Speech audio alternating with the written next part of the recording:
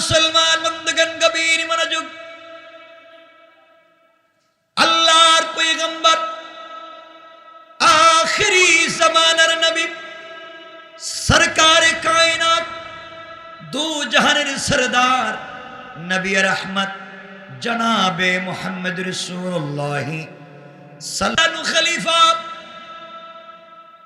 হযরত ওমর, প্রধান বিচারপতি হযরত ওসমান, হযরত আলী, এই রাষ্ট্রের প্রধান পৃষ্ঠপোষক, পরামর্শদাতা। এই সময়ে হযরত আবু বকর সিদ্দিক রাদিয়াল্লাহু তাআলা আনহু দেশ চালাচ্ছেন। তিনি তো রাসূলের খলিফা। কথাগুলা দিল দিয়ে শুনেন কি বলতে চাই। কেউ তো আমরা মসজিদে বসে আছি, কেউ মাদ্রাসায় বসে আছি। আমার রাসূল কে ছিলেন? আমার রাসূল ছিলেন মসজিদের নববীর মুতাওয়াল্লি। আমার নবীজি ছিলেন মসজিদে নববীর ইমাম। আমার নবীজি ছিলেন মসজিদে নববীর খতিব। আমার নবীজি ছিলেন মাদ্রাসায় দারুল আরকামের প্রিন্সিপাল। আমার নবীজি ছিলেন মাদ্রাসা দারুস সুফার প্রিন্সিপাল। আমার নবীজি ছিলেন মদিনা নামক বাজার ব্যবসায়ী সমিতির সভাপতি। আমার নবীজি ছিলেন মদিনার বাজারের সবথেকে বড় ব্যবসায়ী। আমার নবীজি ছিলেন মদিনা নামক রাষ্ট্রের প্রেসিডেন্ট। এত কিছু থাকবার পরেও আমার রাসূল বোঝাতে চাইলেন, যিনি বাজারের সভাপতি হবেন, তিনি মসজিদের ইমাম হতে পারবেন, যিনি মাদ্রাসার শিক্ষক হতে পারবেন, তিনি রাষ্ট্রের প্রেসিডেন্ট হতে পারবেন। এক কথায় আমার আল্লাহ বোঝাতে চাইলেন, কোরআন এমন একটা জিনিস যে এই কোরআন দিয়ে যদি কেউ সমাজ বিনির্মাণ করতে চায়, একজন ইমাম চাইলে কোরআন দিয়া যেমন করে নামাজ পড়াতে পারে, চাইলে সেই কোরআন দিয়ে রাষ্ট্র পরিচালনা করতে পারে। কোন ঠিক কিনা? ঠিক কিনা বলে? কেউ রাগ করবেন না। এই কোরআনকে আপনারা বানিয়েছেন মক্তবে বাচ্চাদের পড়াবার বই। এই কোরআনকে বানিয়েছেন জানাজার জিয়ারতের বই। এই কোরআনকে বানিয়েছেন সবে বরাতের সবে কদরে খতম পড়ার বই। এই কোরআনকে বানিয়েছেন কেউ মারা গেলে তার বাড়িতে 10 জন মিলে খতম পড়ে 300 টাকা করে পাওয়ার বই। এই কোরআনকে বানিয়েছেন তাবিজ আর কবজ দেওয়ার বই। ঠিক কিনা বলেন? আল্লাহ এই জন্য কোরআন নাজিল করেন নাই। আল্লাহ বলেছেন physics, chemist, biology, physiology, general science, medical science, social science, arts, algebra, জ্যামিতি, পৌরনীতি, অর্থনীতি। আসমান ঘুরে না, জমিন ঘুরে, চন্দ্র ঘুরে না, সূর্য ঘুরে। 1 কোটি বছর পরে বিজ্ঞানকে আবিষ্কার করবে। আমার আল্লাহ বলছেন তিবিয়ানান লিকুল্লি শাই, সব কিছুর পূর্ণাঙ্গ বর্ণনা দিয়ে আমার আল্লাহ কোরআন নাজিল করেছেন। কোন সুবহানাল্লাহ, আল্লাহু আকবার। কোরআন থেকে চলে গেছেন দূর। কোরআন থাকলে কি হবে এটা বুঝেন। কেন কোরআন বাদ দিয়ে দিলেন? যে কোরআন দিয়ে নামাজ পড়েন, আমার লজ্জা হয় আপনাদেরকে কথা বলতে। আমরা যে কত খারাপ। মসজিদে আসার সময় দেখবেন অনেকে আমরা পায়জামা বলে টাকনুর উপরে উঠায়, প্যান্ট উপরে উঠায়। আল্লাহরে বলতেছে, আল্লাহ আমি তোমার ঘরে যাইতেছি, একবারে তুমি যা বলছে ভাবি টাকনুর উপরে উঠেছে। মসজিদে নামাজ পড়ে সালামটা ফিরে আবার বইলে বইলে নিচে নামায় দেয়। আল্লাহ কো শয়তান, আগে করলি কি আর এখন করলি কি? কথা বলেন না কেন? আল্লাহর হুকুম তো শুধু মসজিদে নয়, আল্লাহর হুকুম মানতে হবে সকল জায়গায়। বাথরুমে থাকলেও হুকুম মানতে হবে, সাগরের নিচে থাকলেও মানতে হবে, বিমানের উপরে থাকলেও মানতে হবে। ঠিক কিনা বলেন? এটা ভুল বলছি? কোরআন কি করতে পারে দেখেন। হযরতে আবু বকর যখন খলিফা, প্রধান বিচারপতি হযরতে ওমর, হযরতে ওমর আবু বকরের সামনে বসে আছেন। এমন সময় হযরতে উসমান রাদিয়াল্লাহু তাআলা আনহু আবু বকরের কাছে এসে বলছেন, খলিফাতুল মুসলিমিন, আমিরুল মুমিনিন, আপনার কাছে এসেছি কিছু বিষয়ে পরামর্শ করবার জন্য। হযরতে আবু বকর বললেন, বলেন না কি হয়েছে? উসমান বলতে লাগলেন, আবু বকর ভাই আপনি বলেন না, আপনি রাষ্ট্রের খলিফা, আপনি মসজিদের ইমাম, আপনি মাদ্রাসার প্রিন্সিপাল, আপনি মদিনা নামক রাষ্ট্রের প্রেসিডেন্ট। আপনার কাছে জানতে চাই, আপনার রাষ্ট্রের কোন নাগরিক যদি না খেয়ে মারা যায়, ইসলাম কি বলে আপনাকে কিয়ামতের দিন কোন জবাব দেওয়া লাগবে কিনা? আবু বকর ডাক দিয়া বললেন, ভাই ওসমান রে, আমার রাষ্ট্রে, যেই রাষ্ট্র কোরআন দিয়া চলে, আমার রাষ্ট্রে একজন নাগরিক কেন, আমার রাষ্ট্রের একটা কুকুর যদি না খেয়ে মারা যায়, আমার রাষ্ট্রের একটা বিড়াল, একটা কুকুর যদি বিনা চিকিৎসায় মারা যায়, আল্লাহর আদালতে আমাকে কাঠগড়ায় দাঁড়াতে হবে। কারণ যেই রাষ্ট্র কোরআন দিয়া চলে, যেই রাষ্ট্র রাসূলের সুন্নাত দিয়া চলে, এই রাষ্ট্রে ধর্ম বিদ্বেষ থাকতে পারে না, সাম্প্রদায়িক দাঙ্গা থাকতে পারে না। এই রাষ্ট্রে পৃথিবীর সকল সৃষ্টি তার অধিকার ফিরে পেতে চায়। কোন ঠিক কিনা? ঠিক কিনা বলেন? তাই যদি হয়, ও আবু বকর, আপনার কাছে জানতে চাই, আপনার রাষ্ট্রের একজন বিধবা মহিলা, তিনি বৃদ্ধা হয়ে গিয়েছেন, তার স্বামী নাই, সন্তানও নাই, চোখেও দেখেন না। আপনার রাষ্ট্রে একজন মহিলা ৩-৪ দিন হয়ে গেল, তার ঘরে কোনো খাবার নাই, আপনি এই রাষ্ট্রের খলিফা, আপনি কি করলেন? হযরতে আবু বকর দাঁড়িয়ে গেলেন, চোখের পানি ছেড়ে দিলেন, আর ডাক দিয়ে বললেন, ভাই ওসমান রে, আমার জানা ছিল না, তুমি আমাকে বলে দিয়েছো এই মুহূর্তে এই মহিলার বাড়িতে বাইতুল মাল থেকে, রাষ্ট্রীয় কোষাগার থেকে আমি 3 বেলা খাবারের ব্যবস্থা করে দিব। কিয়ামতের দিনে আমাকে যেন আল্লাহর আদালতে না দাঁড়াতে হয়।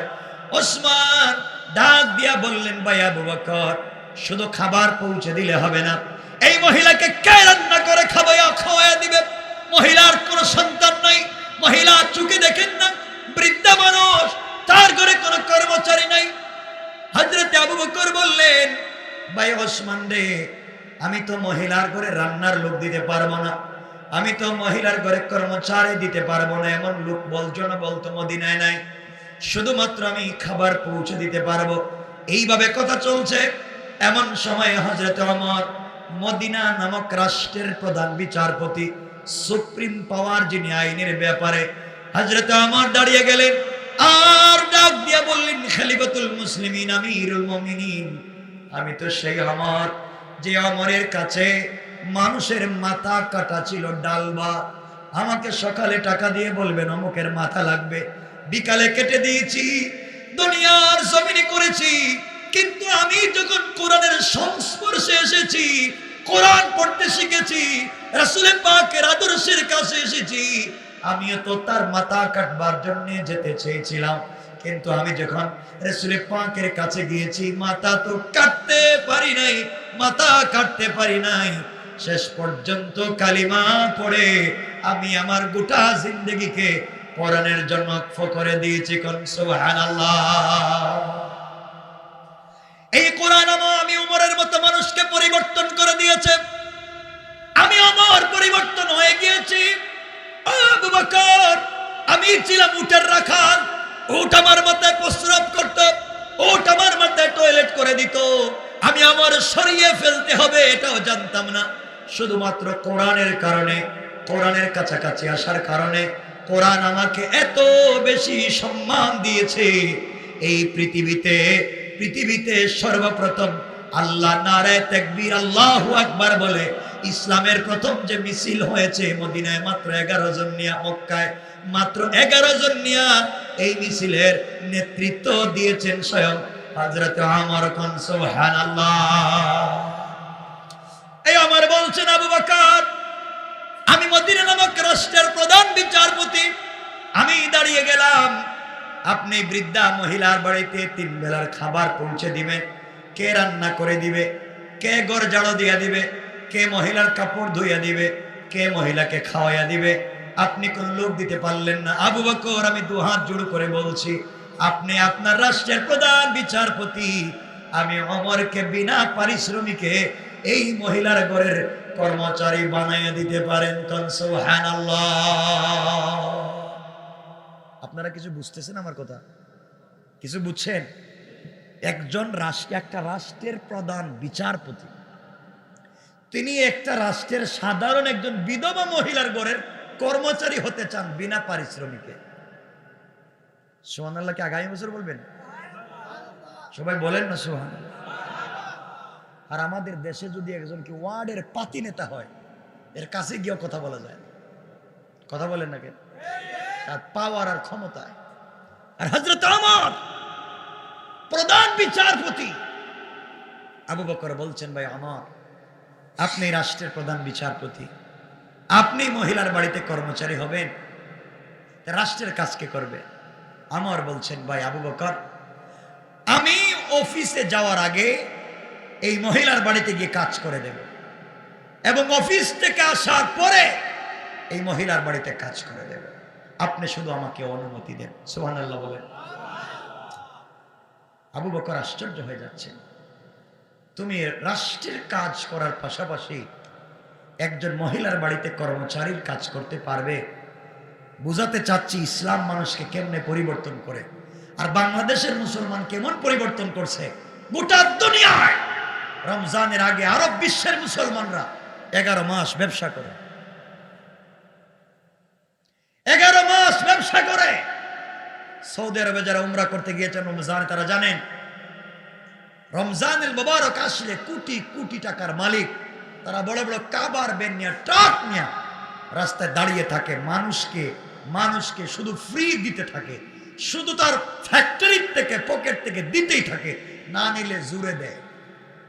যারা গিয়েছেন উমরায় তারা জানেন।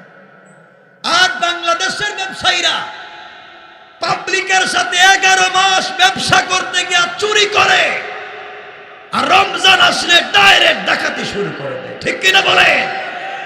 সবকিছুর দাম বাড়ায়, সবকিছুর দাম বেশি। কেমন মুসলিম আপনি? আপনার নাম আব্দুল্লাহ, আব্দুর রহমান, এই জন্য জান্নাতে যাওয়া যাবে না। বহুত লোক রাসূলের পিছনে সালাত পড়েছে, রাসূল তার জানাজা পড়িয়েছে, রাসূল নিজের জুব্বা খুলে তার কাফন দিয়েছে। আল্লাহ পাক বলছেন সে জান্নাতে যাবে না, কারণ মুসলমান পরিচয় দিয়েও সে ছিল মুনাফিক আর গাদ্দার।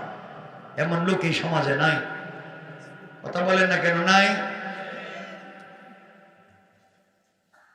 হযরত আবু বকর বলছেন, আমার তুমি যাও।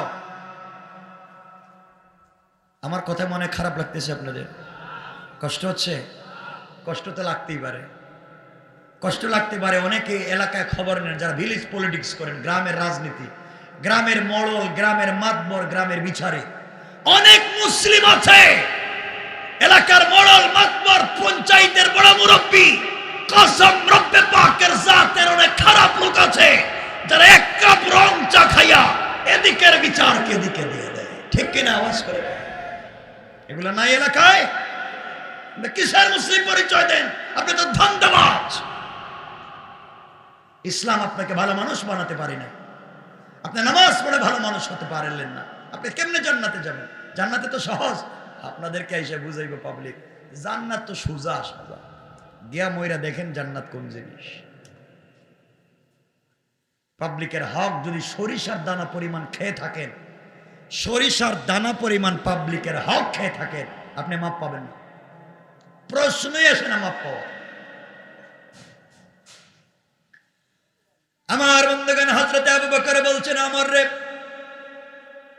তুমি যখন এই রাষ্ট্রের প্রধান বিচারপতি, তুমি যখন চাচ্ছ মহিলার বাড়িতে কর্মচারীর কাজ করতে, আপত্তি নাই, কিন্তু মহিলার বাড়িতে কাজ করতে গিয়ে যদি সময় মতো না যাও, মহিলার বাড়ির কাজ না করো, তুমি আমি আবু বকরের সামনে অপরাধী হিসেবে দাঁড়াতে হবে। কিয়ামতের দিন আল্লাহর আদালতে দাঁড়াতে হবে। হযরতে ওমর পরের দিন সকালবেলা ফজরের নামাজ পড়ে বাড়িতে নাস্তা করে অফিসে যাওয়ার আগে তিনি মহিলার বাড়িতে পৌঁছে গেলেন। দরজায় গিয়ে নক করে বলছেন, মা, এই রাষ্ট্রের খলিফা হযরতে আবু বকর আপনার বাড়ির কর্মচারী আমাকে বানাইয়া দিয়েছেন, আপনি বলেন তো আপনার কি করে দিতে পারি, আজকে কি লাগবে? আমি কি ঘর ঝাড়ু দিয়ে দিব, আপনার জন্য পানি এনে দিব, রান্না করে দিব?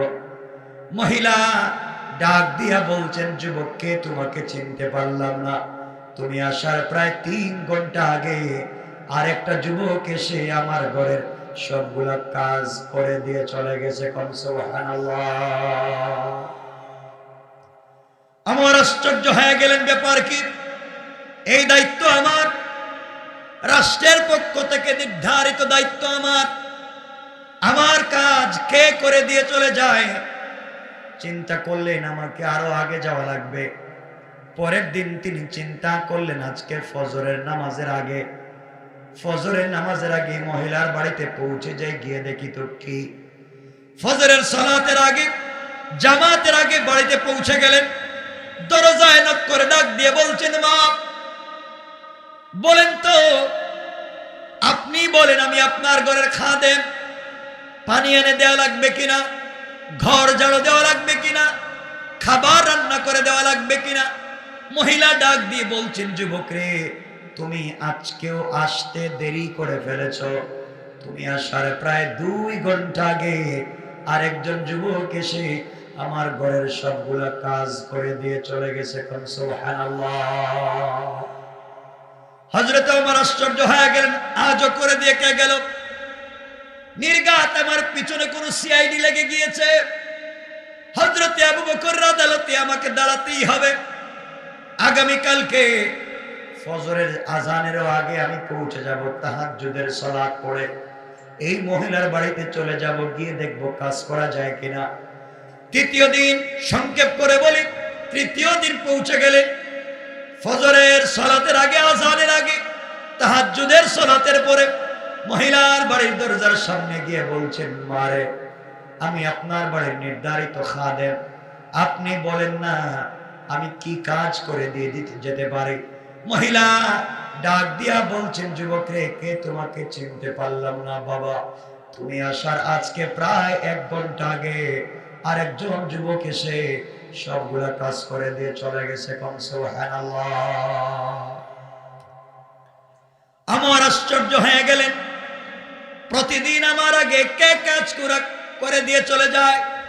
আগামীকালকে তাহাজ্জুদের আগে চলে যাব, দেখতে চাই লোকটাকে, কার এত বড় সাহস আমি ওমরের আগে কাজগুলা করে দিয়ে চলে যায়। হযরত ওমর চতুর্থ দিন তাহাজ্জুদের সালাতের আগে মহিলার বাড়িতে পৌঁছে গেলেন। গিয়ে দেখেন ঘরের ভিতরে মিটমিট করে আলো জ্বলে, একটা পুরুষ মানুষের কণ্ঠ শোনা যায়। হযরত ওমর তরবারি খুললেন, তরবারি খুলে দাঁড়িয়ে গেলেন আর অপেক্ষা করতে লাগলেন, দেখি তো কে বের হয়ে আসে। কিছুক্ষণ পরে দেখেন একটা যুবক ঘরের দরজা খোলে, মিটমিট করে পা দিয়া ঘর থেকে বের হয়ে চলে যায়।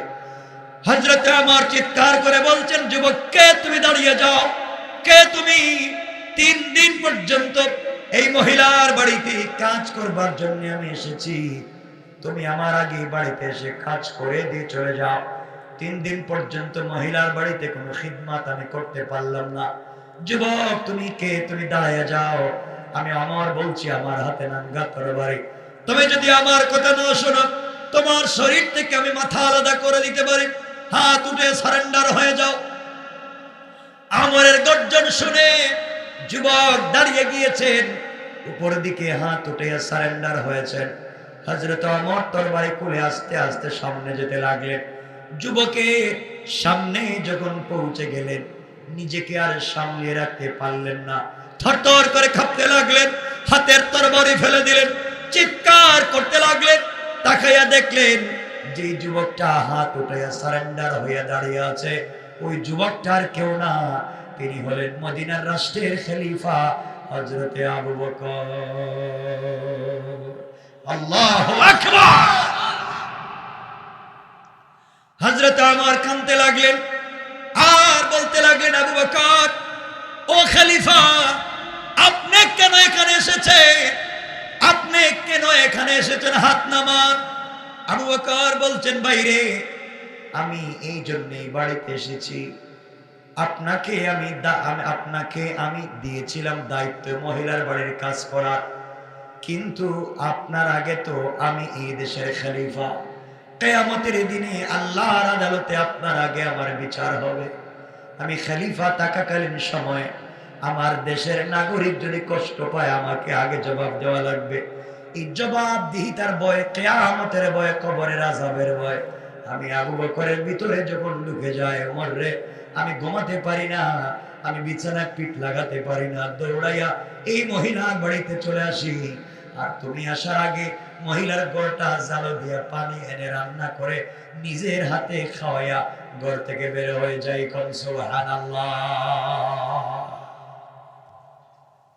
হযরত ওমর বললেন, ভাই আবু বকর, তোমার পায়ে জুতা নাই কেন? খালি পায়ে তুমি কেন এসেছ? আবু বকর ডাক দিয়া বলছেন, ভাই ওমর রে, তুমি জানো না আমি কেন খালি পায়ে আসি? আমি যদি জুতা পায়ে দিয়ে আসি, আমি তো কোনো ধনী লোক না যে দামি জুতা পরতে পারবো। আমি তো কাঠের খড়মের জুতা পরি। মদিনা রাস্তায় যখন হাঁটবো খট খট করে আওয়াজ হবে, আমার আওয়াজে কোন মানুষের ঘুম ভেঙে যেতে পারে, আমার আওয়াজে কারো, আমার পায়ের আওয়াজে কারো ইবাদতে বিঘ্ন ঘটতে পারে। এই জন্য আমি জুতা পায়ে দেই না, খালি পায়ে চলে আসি। আমার চিৎকার করে কাঁদলেন আর বললেন, ভাই আবু বকর, কোরআন মানুষকে এত বেশি পরিবর্তন করতে পারে আমার জানা ছিল না। আমি মনে করেছি শুধু আমি বেশি পরিবর্তন। ও ভাই আবু বকর, আপনি যে কাজ করেছেন, কোরআন এভাবে মানুষকে পরিবর্তন করে দেয়। এই জন্য আল্লাহ বলেছেন, গোলাম রে, দুনিয়ার জমিনে কোরআনের সাথে যদি সম্পর্ক করতে পারো, কোরআন চুরকে ডাকাতকে 1 মিনিটে ভালো বানাইয়া দিতে পারে। কোন ঠিক কিনা? এজন্য চলার পথে আমরা কোরআনের সাথে সম্পর্ক রাখবো ইনশাআল্লাহ। বলে